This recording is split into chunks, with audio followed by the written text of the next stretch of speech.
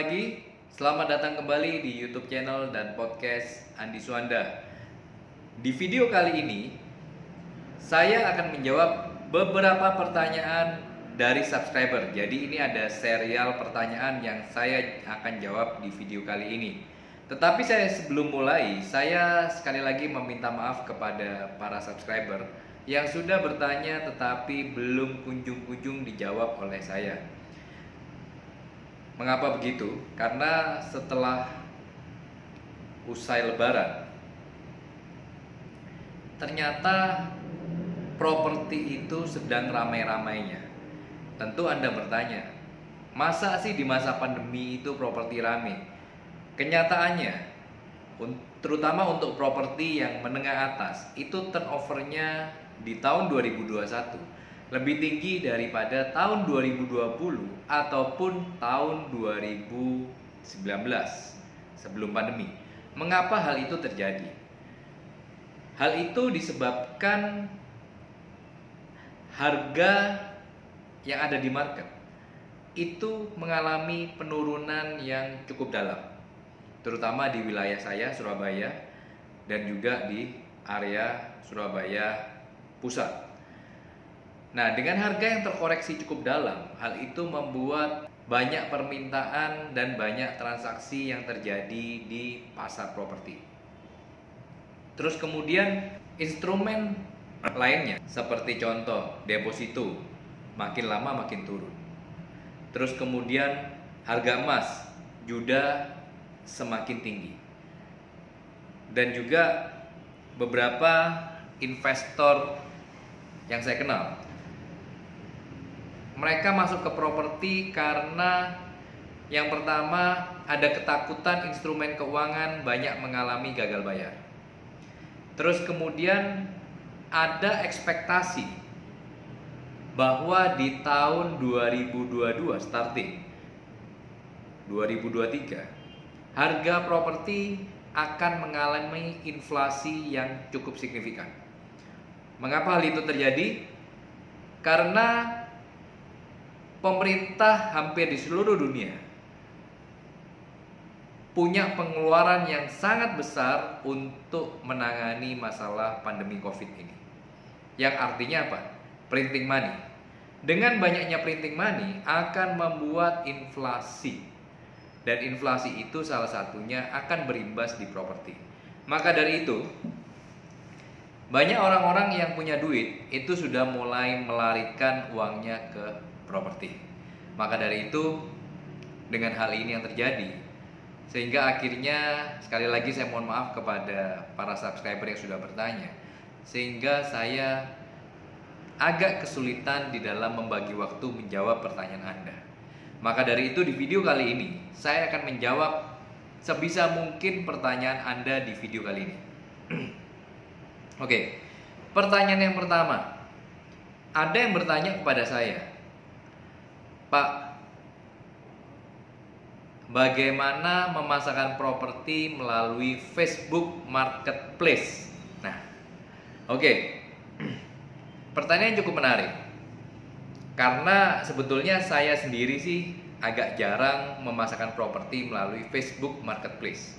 Tetapi dengan adanya pertanyaan tersebut, saya mencoba mendalami pemasaran melalui Facebook Marketplace. Dan saya menemukan hal tersebut. Memang Facebook Marketplace itu efektif untuk beberapa produk, tetapi tidak efektif untuk produk yang lain. Jadi Facebook Marketplace ini bagus yang sifatnya itu lebih universal, lebih sifatnya mungkin yang lebih murah, ya kan? Nah, universal seperti apa? Contoh misalnya Anda jual sepeda motor, Anda jual mobil, itu menurut saya Facebook Marketplace bisa Anda pakai. Karena kenapa? Karena yang namanya let's say Anda jual Toyota Avanza, itu produk yang dimana sangat universal. Orang tahu ya kan modelnya bagaimana, mesinnya bagaimana, orang tahu. Sehingga akhirnya Anda jualan melalui Facebook Marketplace mobil tersebut, itu menurut saya akan ada respon. Terus kemudian misalnya Anda jual HP, let's say Samsung, let's say dengan tipe apa. Nah, itu Anda pakai Facebook Marketplace, saya rasa it will works. Karena itu produk yang istilahnya Anda bisa temukan di Surabaya, Anda bisa temukan di Jakarta, Anda bisa temukan dimanapun. Jadi produk yang sifatnya universal, saya rasa Facebook Marketplace akan works. Nah, bagaimana dengan properti? Properti ini kalau saya bilang sifatnya itu localized. Artinya orang yang tinggal di Jakarta belum tentu berminat dengan properti yang ada di Surabaya. Dan juga untuk properti dengan segmen tertentu, let's say harga 10M, 20M, 5M, ya kan? Saya rasa nggak banyak yang memakai atau mencari properti tersebut di Facebook Marketplace. Untuk memasarkan produk-produk yang seperti ini, biasanya pembeli carinya di mana? Yang pertama, yang basic aja. Dari dia keliling daerahnya, daerah yang dia mau, dia ngelihat spanduk, dia akan telepon. Atau dia sekarang akan melihat dari portal properti, pencariannya. Dia mencari rumah di Surabaya, Surabaya Barat, Citraland. Mereka akan ngeklik di Google dan akhirnya akan muncul portal-portal properti atau link ya, link portal atau sosial media yang ada di dalam Google, dan itu mereka akan klik dan bertanya kepada Anda sebagai user. Jadi kesimpulan saya mengenai Facebook Marketplace untuk properti, menurut saya lebih tidak mudah untuk dilakukan. Jadi kalau memang Anda mau mencoba Facebook Marketplace, jadikan cara ini bukan cara yang utama. Mungkin cara yang tambahan saja untuk meningkatkan jumlah respon Anda. Tetapi prediksi saya, respon yang Anda dapatkan dari Facebook Marketplace untuk properti tidaklah banyak.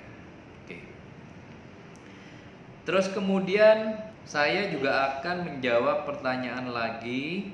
Oke, ada pertanyaan, Pak, bagaimana bagi agen pemula untuk mengatasi rasa gugup saat berbicara dengan vendor ataupun buyer? Nah, jadi hal ini sebetulnya simple. Jadi singkat kata itu pertanyaan Anda adalah bagaimana meningkatkan confidence kita, percaya diri kita. Oke, percaya diri itu adalah Anda percaya diri karena pertama jam terbang juga, ya kan? Dengan semakin tingginya jam terbang Anda, semakin Anda terlatih untuk bertemu orang, maka semakin bisa Anda confident di dalam menjawab atau menghadapi klien Anda. Nah, tetapi bagaimana dengan agen yang baru? Nah, memang agen yang baru mungkin secara knowledge atau jam terbang itu mungkin masih kurang. Nah, bagaimana cara meningkatkan rasa percaya diri dan mengurangi rasa gugup? Yang pertama, bekali diri Anda dengan training atau pengetahuan yang cukup dulu mengenai properti, mengenai basic properti lah, mengenai cara prospecting, market, terus kemudian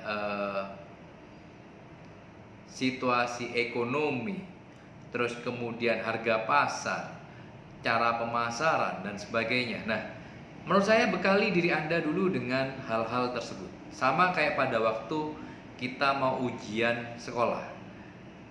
Ada orang yang dengan persiapan yang matang, confident pada saat menghadapi ujian. Sedangkan Anda yang mungkin kurang persiapan, Anda akan gugup pada saat menghadapi ujian. Jadi persiapan adalah segalanya. Bekali diri Anda dengan knowledge yang cukup, sehingga pada waktu Anda bertemu dengan klien, Anda dapat dengan tenang dan dengan pede untuk menjawab pertanyaan mereka. Terus kemudian Perhatikan juga dari cara Anda berpakaian. Semakin Anda terlihat profesional, semakin orang akan merespek Anda dan akhirnya membuat rasa percaya diri Anda timbul. Nah, terus kemudian bisa juga Anda melatih cara Anda berbicara dengan orang. Pada waktu berbicara dengan orang, usahakan tatap matanya. Jangan Anda menunduk ke bawah. Karena pada saat Anda berbicara menunduk ke bawah terus, itu akan membuat Anda semakin gugup dan semakin tidak percaya diri. Coba tatap dia seolah-olah Anda berbicara dengan teman Anda. Semudah itu sebetulnya. Dan latih diri Anda terus untuk berbicara di depan cermin. Dan bayangkan bahwa Anda adalah seorang yang hebat, agent properti yang sukses. Nah, itu akan membuat rasa gugup Anda sedikit demi sedikit bisa ditekan. Oke. Terus kemudian saya juga akan menjawab pertanyaan. Oke, ada juga pertanyaan yang bertanya kepada saya. Saya baru bergabung di agen properti kurang lebih 2 minggu. Jadi baru dapat. Oke, ada yang bertanya, Pak, saya sudah mau bergabung di properti, baru bergabung di properti. Dan kebetulan pada waktu awal saya bergabung di properti, ternyata saya sudah punya cicilan yang cukup besar menurut beliau.